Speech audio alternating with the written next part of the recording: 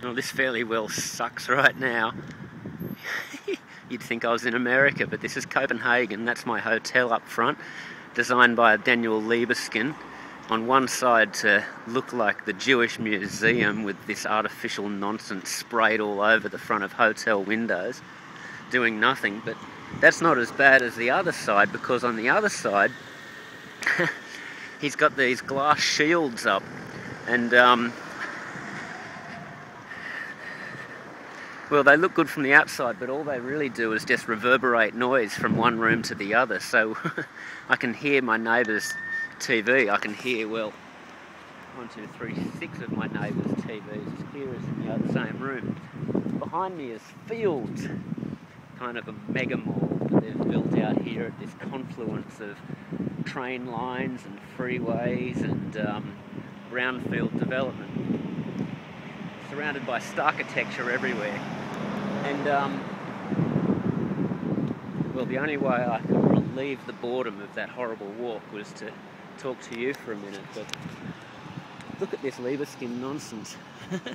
You know, I get students who I teach architecture to, and they try and do this sort of thing to the front of their buildings to make them look like the Holocaust Museum, which is really trendy.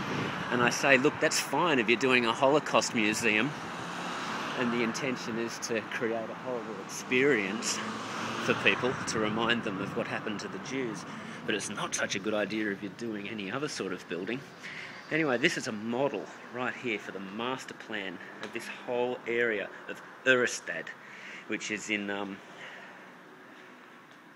Copenhagen. That's 8 House by Big, which is right at the end of the line, looking out over the farmland.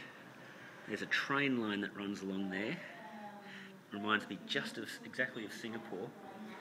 You get up here all the way along. This is, God, where am I staying? I've got no idea. Ah, here we are. Right there, in that lonely old baby. That's the mega mall. And this just goes on and on and on. There's Big's mountain project, it's called. And we come, oh God, it takes a long time. On the bike, it's a real workout. And we get down here to Jean Nouvellesville, all sorts of famous buildings. And it's not until you get all the way down here, the Radisson Hotel's my landmark, that you've kind of made your way back to civilization. But, whoa, look at it way down there. That's another kind of civilization, isn't it?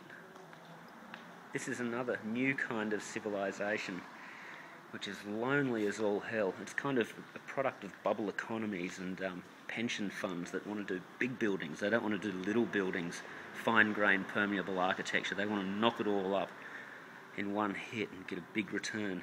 But I don't know. It's happened with this last economic bubble that we've lived through. It's likely to happen again. And I think we should probably get used to it and find ways of dragging some joy from it. And that's why I'm staying out here at the moment, trying to be happy. And I've got to say, the bicycle's helping. Oh, I'm not quite that quick, but you get the idea. That's if I rode all the way to the top of my apartment right there. Well, I hope you enjoyed that little tour of Orestad out here.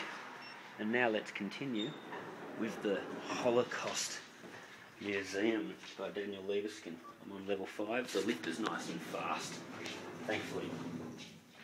What the hell is Daniel Libeskind doing designing a little cabin hotel? What are these things? They're like the Motel F7 back home. They're one of these chains of cheap hotels that are often built out near airports. I'm staying in it for a whole week. When I checked in, look at the green stairs. Actually, look at this. Long way down, and there's a suicide opportunity if ever I've seen one. And I'll run down here because it's so boring.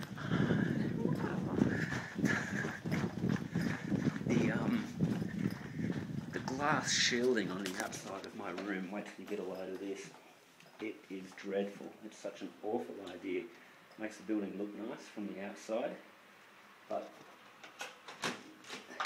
to spoil my little... I'm sorry about the mess. There's my bike, by the way. Lives just inside the front door. But to spoil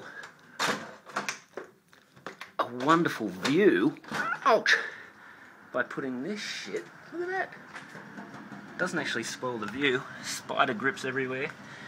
I shouldn't say it spoils the view, but the noise that comes, I get the noise from the street plus the noise from my neighbours. The idea of living in these little pigeon coops is that you're meant to be spared from all that.